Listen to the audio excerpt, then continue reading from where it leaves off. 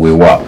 Kale nate era nga bulijjo tuba ate tujja muzaamugula ne tulaba nga tubaako bitwogera. Endasanyi twabakanye nazo dda era nga weewaawo tugenda kutambula malidaadi nnyonyi ddala. Abanywanyi otyeyo wenna atwegese ekimunyi naawe ataddeko entanyeenya gwe ng'obedde oli awo gamba nti weewaawo akasajja kano bwe kanaatuukira tujja kuba malidaadi sana era nga twakoze dda byamaaso ku lutimbe kabina ku ddongo.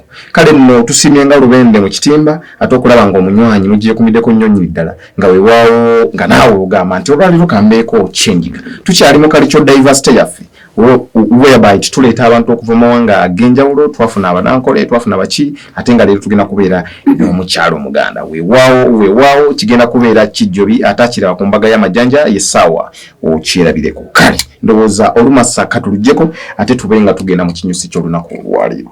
Leero nange ndimu n'enkwakwa.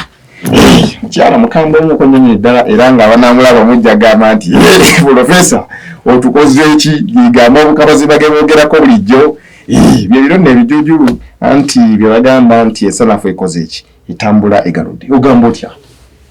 Jendi mpozi. Oli bulungi? Kasimayiro nga kamuggundu. Nze bwenti. Buntu bw'okusimayiringa buntu. Weewaawo. Kasoko tuyanjulire amannya go n'ebyokola. Yeah.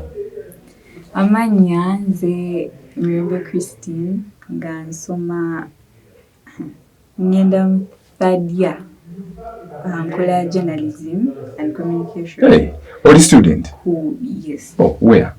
Uganda Christian University. Uganda Christian University. Ekyenjawulo nno ekiriwo nange gye nsomera ate mbadde simanyi nti gyasomera naye tuli bangi abamu obera tubamanya abamu bamanyi kati kwegamba badde weewaawo. Kale waba ali ku Uganda Christian University ate katutambule mu ngeri yakalani n'amaketo kikulu n'omumizi. Erinnya lyaffe ery'Ekiganda linnya kigwani? Mirembe. Mirembe si linnya lya Kiganda. Mirembe it's given name. Okay, Mirembe means peace.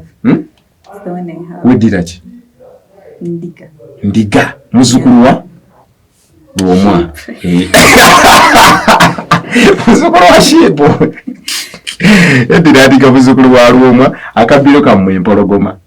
Omubala gwa muluvuga nti nabosa mpaali mulisa ndiga. Ekyana ky'endiga kiwooma kikyali kito. Weewaawo. Kakati nno woyogedde awo nenzi waliwo akatabo ke twasoma ng'edda nga bakayita mbereeju bye birevu by'endiga. Mbereeju bye birevu by'endiga. So woyogedde ku ndiga bingi ebinzijira mu mutwe bingi ebinzijira mu tunange nno nina erinnya ly'endiga libantuuma bampaatikako paatiike tineddira bo nti bampita bosa erinnya epaatiike. Ekyobusa nno lyangenderako ddala era kati gye bulina luno ndikozesa kati twandibanga tukonekitinga weewaawo. Christine soko